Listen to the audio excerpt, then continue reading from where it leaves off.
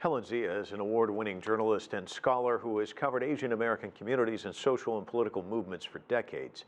Some members of her extended family died in Nanjing. My grandmother was killed in the Nanjing Massacre, as well as my uncle and my aunt-in-law. And so I actually never got to meet any of them, but I did have my father talk about the loss of his mother and his whole family, really, with tears in his eyes for as long as he lived. And it's something that I'll never forget because my father never cried, except when he remembered what happened to them in Nanjing. So it is very personal, and not just for me, but really millions and millions of people have experienced family members being lost in Nanjing and elsewhere because of Japanese aggression, which they don't even acknowledge today.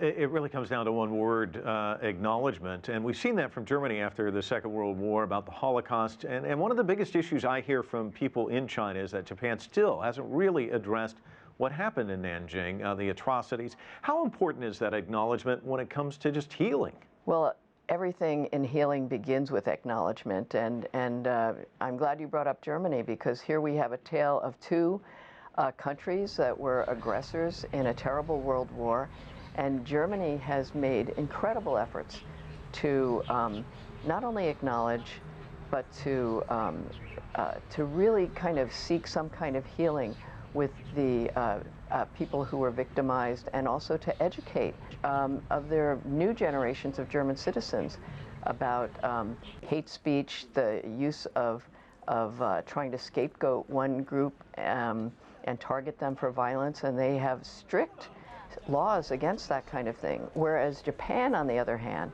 has not only doesn't do that, but it doesn't even, in its own history books, in its own museums, doesn't even recognize that these historic events took place at their own hands.